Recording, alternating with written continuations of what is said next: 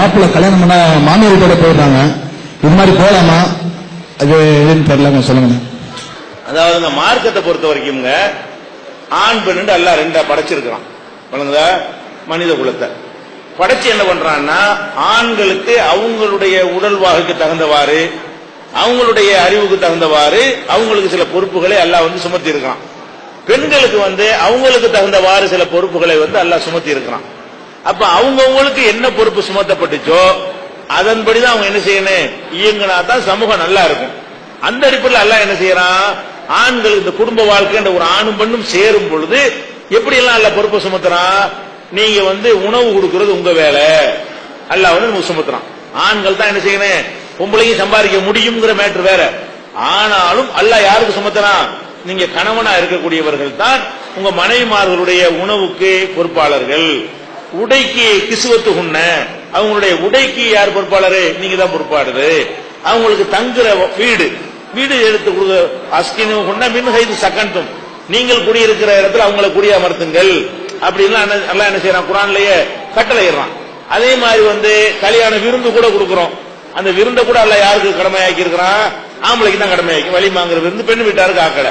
கல்யாணம் பண்ணும்போது மகர் கொடுக்கிறோம். பொம்பளை வசதியா இருந்தா நீ பொம்பளை மகர் கொடு, ஆம்பளை வசதியா இருந்தா ஆம்பளை மகர் கொடுன்னு நல்லா சொல்லல.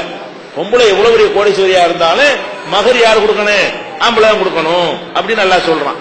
அப்ப ஒட்டுமொத்த இஸ்லாமிய அந்த குடும்ப அமைப்பை வைத்து பார்க்கும் பொழுது ஆண்கள் மீதுதான் பெண்களுடைய எல்லா விதமான செலவுகளும் சுமைகளும் கடமையாக்கப்பட்டு சுமத்தப்பட்டு இருக்கிறது.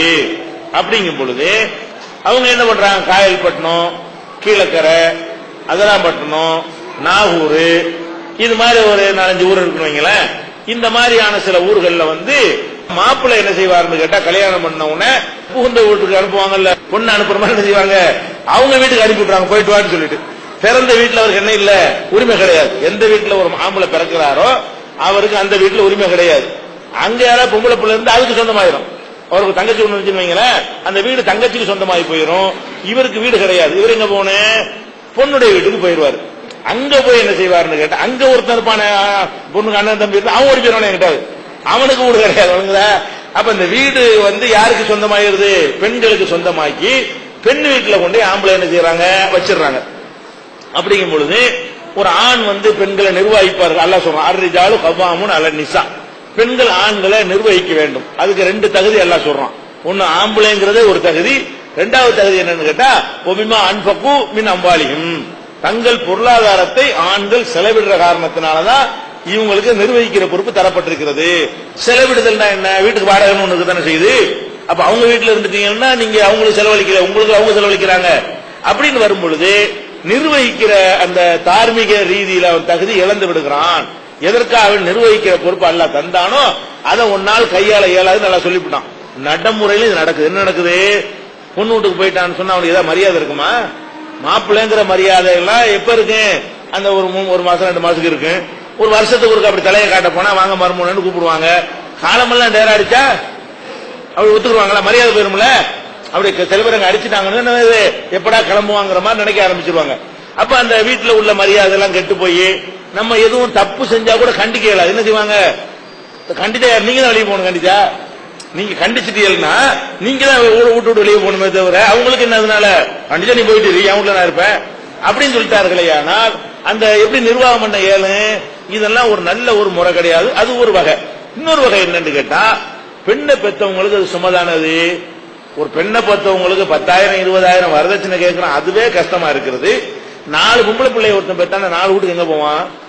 ஒரு வீடு என்ன சும்மா, அது ரேட்லாம் அதிகம். அந்த ஊர்ல தான் பணக்காரங்க இருக்கிற ஊரு. ஒரு வீடு வாங்குறதுக்கு அவங்க கூடிய தாய் இருந்ததுக்கு வீடு வேணும். ஒரு வீடுன்னு சொன்னா ஒரு பொம்பளை பிள்ளை பெற்றான்னு சொன்னா என்ன செய்யலாம், நம்ம தாய் இருந்திருக்கும் ஒரு பொம்பளை பிள்ளை வச்சுட்டு போகணும், கொடுத்தா உமா அப்பாவும் வீட்டை கொடுத்துட்டு தெருவுலயே இறங்கிக்கலாம். ஆனா ஒரு 4 பொம்பளை பெற்றான்னா 4 வீட்டுக்கு என்ன பண்ணுவான், அவன் படுற வேதனை யோசிச்சு பார்க்கணும்.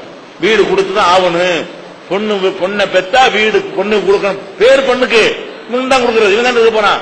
பெண்ணுக்கு வீடு கொடுத்தாங்கன்னு சட்டத்தினால எத்தனை குமர்களை பெற்றவர்கள் நொந்து நூலாய் போயிருக்கிறார்கள். ஏன் இந்த ஊர்ல பிறந்தோம், ஏன் இந்த சமுதாயத்தில் ஒரு அங்கமா இருந்தோம் கவலைப்படக்கூடிய எவ்வளவு பேர் இருக்கிறாங்க. அப்ப வரதட்சணைக்காவே நம்ம கண்ணீர் வடிக்கிறோமே, இது எல்லாத்தையும் தூக்கி சாப்பிடக்கூடிய வரதட்சணை இருக்குது. வரதட்சணை நான் 1 லட்சம் கட்டுவான் அதிகபட்சமா, அவ்வளவுதான் கேட்பான். ஒரு வீடு சொன்னா 15 லட்சம் 20 லட்சம் இன்னைக்கு அவ்வளவு தொகைக்கு என்ன போவான்? 4 பொம்பளை 1 கோடிக்கு இங்க போவான், எல்லாரும் கோடீஸ்வரனா இருப்பானா?